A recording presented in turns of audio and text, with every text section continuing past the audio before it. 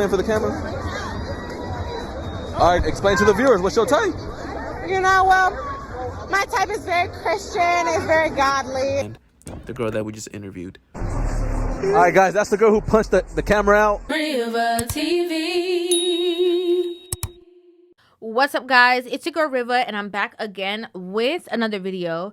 So in this particular situation that's going on, this is an additional kind of like street interview situation where this man approaches this woman, and you know, it doesn't really hit like I think this man thought it was going to. So I'm going to go ahead and press play, pause, play, give you guys my thoughts, my feelings, my opinions on this entire situation.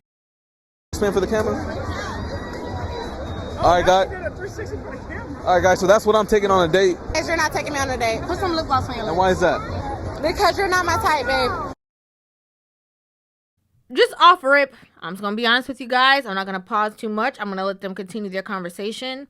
You know, he had her do the spin for the camera. She was willing to do that.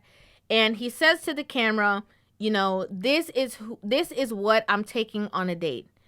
And she said to him, no, you're not taking me on a date. And he says, why? She's like, because you're not my type. But in my personal opinion, that was very presumptuous of him to assume that, you know, and tell everybody that this is who he's taking on a date, not this is who I would like to, this is who I want to take on a date. Like, that was very presumptuous, okay? To just say, like, this is it, and you're so confident and sure of the situation as if there's not another person in front of you who has the right to say yes or no. What's your type? Not you. Explain to the viewers, what's your type? You know, well, my type is very Christian, it's very godly, it's very in and out church. Christian, godly? Yes, absolutely. So you want a Christian man? Absolutely. You think you look Christian right now? It doesn't matter about what I look like, it's about what I want.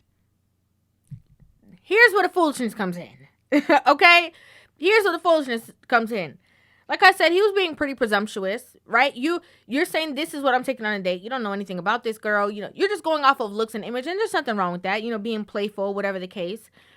She's like, you know, getting kind of a little rude. You know, what's my type? Not you.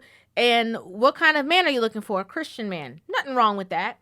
He asked a very valid question. Okay?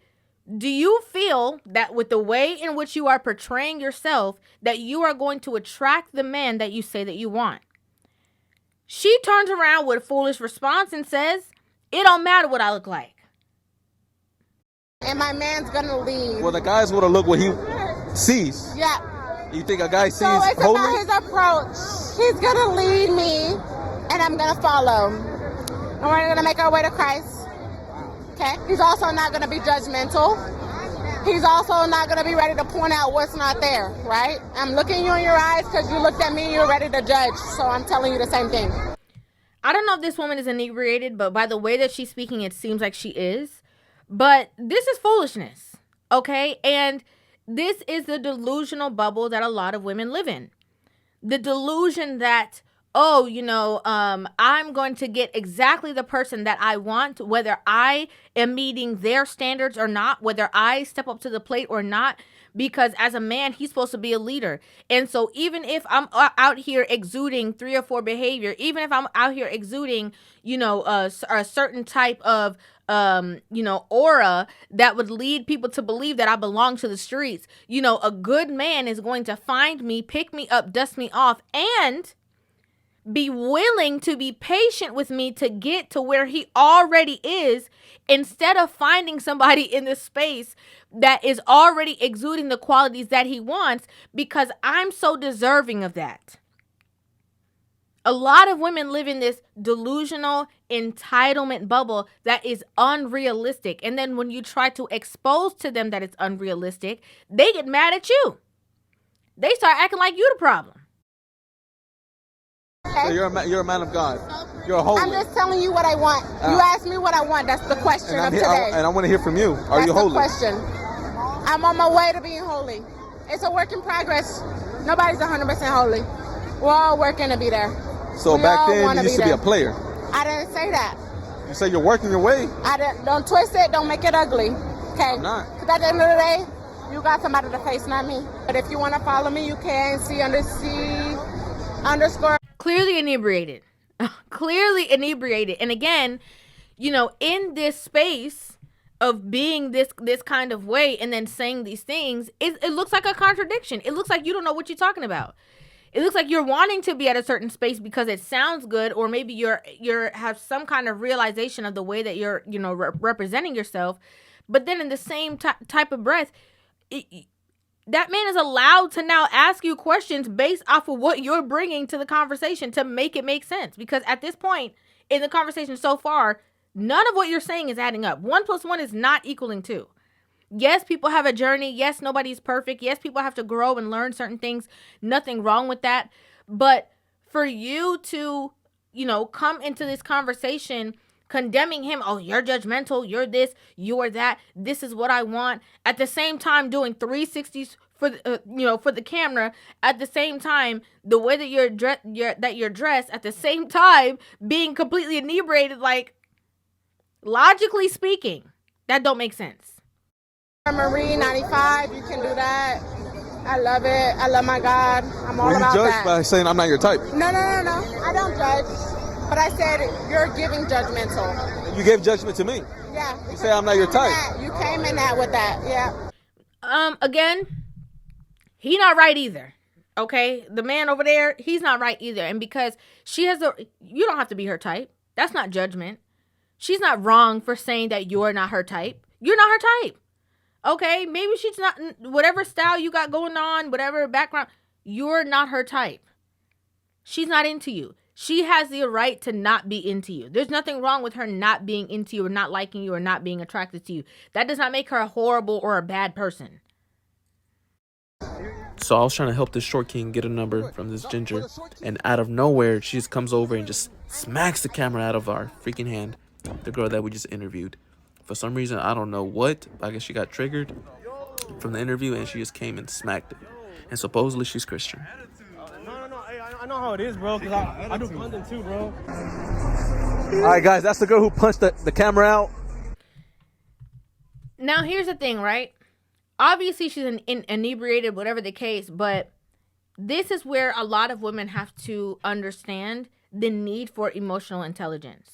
Okay, because you think somebody is a weaker link, you think that you have the authority to touch their belongings, to touch them, to swing on them, whatever the case is. And again, if the shoe was on the other foot and a woman interviewed a man and she was saying things to him that he didn't like, and he came and he slapped her camera to the ground, they would be finding police to arrest him. Okay, they would be doing that. You cannot, because, oh, this person did this to me and I feel this way, now I'm going to use my force to harm them. That is why places like jail exist. Because you are unable to be able to do that. You are not allowed to maneuver in that way.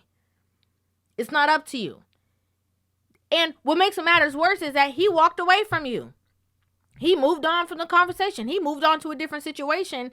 And you being so, I don't know, inebriated, whatever the case is, that you decide to step out of yourself and do that, that's a cause for concern. Okay? Just like the woman in the previous video who gets, I guess, violent when she drinks. That won't even be a thing. Excuse you. What? You can have some manners. Like I said, excuse you. And you who gets overly emotional and then that violent side comes out of you when you drink. This is letting me know that all you women that talk about you girls, and you ride or die for your friends and stuff like that, y'all really don't love each other and respect each other for real. Because if you did, you would not allow your friends to get to a certain level of inebriation that they no longer have control of themselves. Why would that be a certain concern to you? Because you understand the danger in that. In the same exact form that you as a woman should know your limit. You should know when. If you have a little something and you feel nice, that's one thing. But once you are no longer in control and you are continuously doing that and you're acting like you're completely normal, but you're not, that is a problem. That's a problem.